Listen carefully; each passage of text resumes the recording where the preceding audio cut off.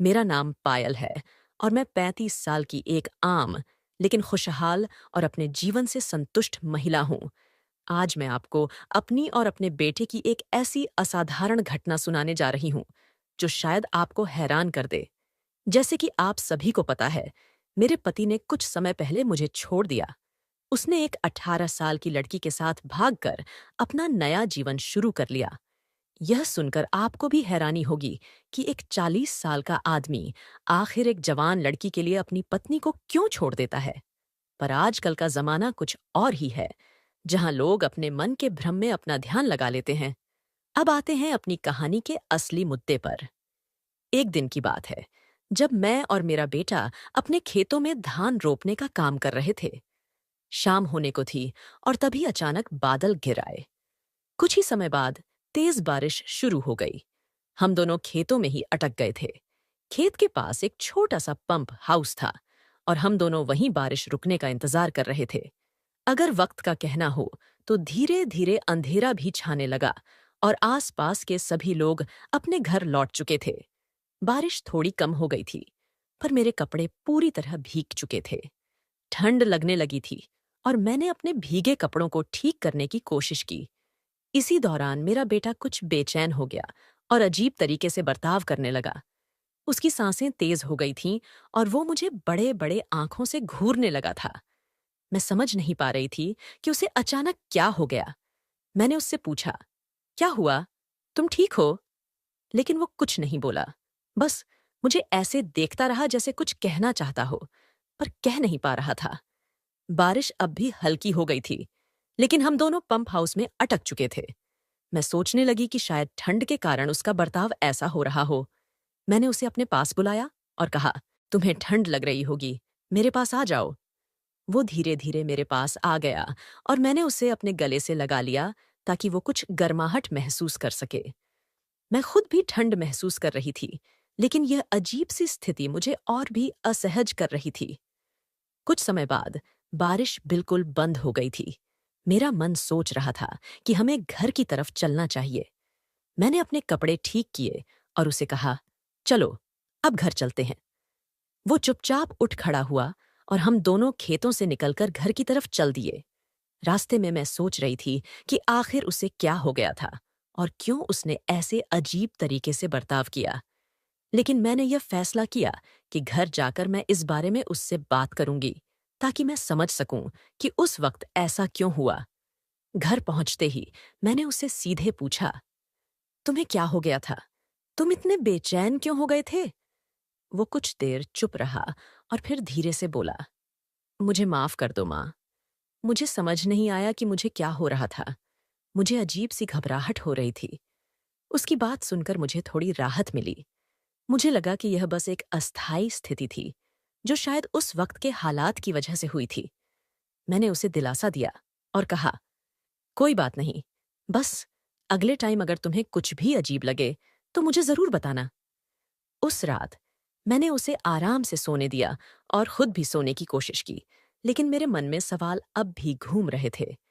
क्या वो सच में घबराहट थी या फिर कुछ और था? इस बारे में सोचना मैंने अगले दिन के लिए टाल दिया। कभी कभी कुछ सवाल खुद ब खुद समय के साथ अपने जवाब पा लेते हैं। मेरा बेटा, जैसे हर रोज होता था, अपने कमरे से निकला। उसकी हरकतें एकदम सामान्य थीं, जैसे कल रात कुछ हुआ ही नहीं था। मुझे लगा शायद वह घबराहट अस्थायी थी और इस पर ज्यादा ध्यान देना ठीक नहीं होगा। दिन का समय था और हम दोनों अपने अपने कामों में लगे थे, लेकिन मन में अब भी वही सवाल घूम रहा था। फिर एक मौका पाकर मैंने हल्के अंदाज में उससे बात शुरू की। तुम्हें याद है कल खेत में क्या हुआ था? मैंने देखा था, तुम अचानक घबराए थे। कुछ पल वह शांत रहा, फिर बोला, माँ, मुझे खुद नहीं समझ आ रहा क्या हुआ था। शायद बारिश, ठंड और उस अंधेरे ने मुझे डरा दिया था। मैंने उसकी बात ध्यान से सुनी। उसकी आवाज में एक सच्चाई झलक रही थी। मैं समझ सकती थी कि वह खुद भी इस अनुभव से उलझन में था। मुझे उसे और परेशान नहीं करना था, इसलिए मैंने बात बदल दी। कोई बात नहीं बेटा, हम सब कभी कभी अजीब महसूस करते हैं। कुछ दिन तक सब कुछ सामान्य रहा।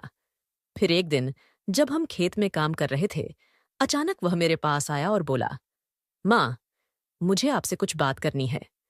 उसने थोड़ी हिचकिचाहट दिखाई, लेकिन फिर बोला, मुझे अब समझ आ रहा है कि वह घबराहट नहीं थी। शायद मैं आपको ऐसे हालात में देखकर खुद को संभाल नहीं पाया था। उसकी यह बात सुनकर मैं चौंक गई। मेरे मन में कई सवाल उठने लगे। क्या यह सिर्फ संकोच था या कुछ और था? उसकी उम्र और मनोस्थिति को देखकर मैंने कहा, तुम्हें समझना होगा कि ऐसी भावनाओं का सामना हर उम्र में होता है, लेकिन तुम्हें उन्हें सही दिशा देनी चाहिए। वह सिर हिलाकर बोला, मैं समझ गया माँ, माफ कर देना, मैं अब से ध्यान दूंगा। उस बातचीत के बाद हमारे बीच एक नई समझदारी और नजदीकी बन गई। उसने अपनी भावनाओं को बेहतर तरीके से संभालना सीखा और मैंने भी यह महसूस किया कि एक माँ के रूप में मुझे उसकी मानसिक स्थिति को समझने की जरूरत है। समय के साथ हमारा रिश्ता पहले से कहीं ज्यादा मजबूत हो गया। वह घटना जिसने हमें असहज कर दिया था, अब केवल एक याद बनकर रह गई थी। हम एक दूसरे से खुलकर बात करने लगे, जिससे हमारे रिश्ते में एक नई गहराई आई। कई बार जिंदगी में ऐसी घटनाएं आती हैं जो हमें कुछ नया सिखाती हैं। उस घटना ने मुझे यह सिखाया कि हर रिश्ते में संवाद सबसे महत्वपूर्ण होता है। मेरा बेटा अब बड़ा हो रहा था और उसे सही दिशा दिखाने की जिम्मेदारी मेरी थी। एक शाम जब हम दोनों चाय पी रहे थे, उसने अचानक कहा, माँ, मैं आपसे कुछ और बात करना चाहता हूँ। मैंने मुस्कुराते हुए कहा, बिल्कुल, कहो। वह थोड़ा गंभीर हो गया और बोला, उस दिन आपने मुझे जिस समझदारी से समझाया, मैं उसके लिए आपका बहुत आभारी हूँ। मुझे अब समझ आता है कि कभी कभी मेरी भावनाएं मुझे उलझा देती हैं, लेकिन आप हमेशा मुझे सही रास्ता दिखाती हैं। मैंने उसे प्यार से कहा, तुम्हें हमेशा यह याद रखना चाहिए कि कोई भी भावना गलत नहीं होती, बस उसे सही तरीके से समझना और संभालना जरूरी है। उसने सिर हिलाते हुए कहा, माँ, अब मैं और कोशिश करूंगा कि अपनी भावनाओं को समझूं और उन्हें सही तरीके से प्रकट करूं। इस बातचीत के बाद मुझे यह महसूस हुआ कि हमारे रिश्ते में एक नई समझ और मजबूती आ गई थी। मेरे बेटे ने वाकई खुद को एक नई दिशा में समझना शुरू कर दिया था। हम दोनों ने मिलकर न केवल उसके भविष्य के सपनों, बल्कि उसकी पढ़ाई और जीवन के महत्वपूर्ण पहलुओं पर गहरे से चर्चा की। समय के साथ हमने उस दिन की घटना को पीछे छोड़ते हुए अपने जीवन को एक नई राह पर चलने का संकल्प लिया। मेरा बेटा अब पहले से कहीं अधिक परिपक्व और समझदार हो चुका था और हमारे रिश्ते में एक गहरी समझ और विश्वास का संचार हुआ था। मुझे गर्व था कि मैंने वह माहौल तैयार किया जहां वह अपनी भावनाओं को बिना किसी डर के व्यक्त कर सके।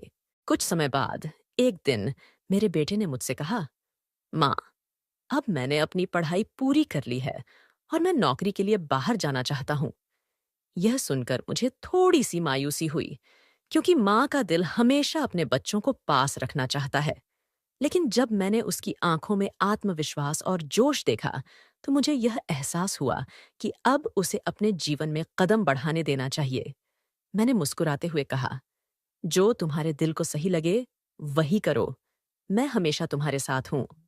उसकी यह बात सुनकर मेरी आंखों में आंसू थे, लेकिन ये आंसू खुशी और गर्व के थे। मैंने उसकी पीठ थपथपाई और कहा, मैं हमेशा तुम्हारे साथ रहूंगी, चाहे तुम जहां भी जाओ। तुम्हारी खुशियां मेरी खुशियां हैं और तुम्हारी सफलता ही मेरे जीवन का सबसे बड़ा तोहफा है। कुछ ही समय बाद वह नौकरी के सिलसिले में दूसरे शहर चला गया। घर में एक खालीपन था, लेकिन मुझे यह संतोष था कि वह अपने सपनों को सच करने की दिशा में आगे बढ़ रहा था। वह अक्सर फोन पर बात करता और हम अपनी जिंदगी के छोटे छोटे पहलुओं पर चर्चा करते। हमारा रिश्ता भले ही दूरी के कारण थोड़ा बदल गया था, लेकिन हमारी भावनाएं और समझ कभी कम नहीं हुई। कुछ साल बाद मेरे बेटे ने मुझसे एक महत्वपूर्ण खबर दी। माँ, मैं एक लड़की से मिला हूं और मुझे लगता है कि मैंने अपनी जिंदगी का सही साथी चुन लिया है। मैं उसे आपसे मिलवाना चाहता हूं, उसने कहा। यह सुनकर मेरी खुशी का कोई ठिकाना नहीं रहा। मैंने दिल से उसे आशीर्वाद दिया और कहा, मैं तुम्हारे फैसले का स्वागत करती हूँ और मैं उसे जानने के लिए बेहद उत्साहित हूँ। कुछ ही दिनों बाद वह अपनी होने वाली पत्नी के साथ घर आया। पहली मुलाकात ने मुझे यह विश्वास दिलाया कि मेरे बेटे ने सचमुच एक सही इंसान को अपनी जीवन संगिनी चुना है। वह लड़की बेहद समझदार और स्नेही थी और मेरे बेटे के लिए एक आदर्श साथी थी। हमने उनकी शादी की तैयारियां शुरू की और वह दिन हमारे जीवन का सबसे खास बन गया। शादी के बाद मेरे बेटे और बहू ने अपने नए जीवन की शुरुआत की, लेकिन उन्होंने मुझे कभी अकेला महसूस नहीं होने दिया। हम सब मिलकर खुशहाल जीवन जीने लगे। हमारे रिश्ते की वो बुनियाद जो हमने वर्षों पहले बनाई थी, अब और भी मजबूत हो गई थी। अब जब मैं पीछे मुड़कर देखती हूँ, तो मुझे यह एहसास होता है कि चाहे जीवन में कितनी भी कठिनाइयां क्यों न आएं, अगर प्यार, समझ और संवाद हो, तो हर मुश्किल का हल निकाला जा सकता है। हमारे रिश्ते की यह कहानी सिर्फ हमारे जीवन की यात्रा नहीं, बल्कि यह भी दिखाती है कि सही समय पर सही तरीके से संवाद हर रिश्ते को मजबूत और खूबसूरत बना सकता है। और इसी तरह हमारा परिवार खुशी और संतोष के साथ आगे बढ़ता रहा।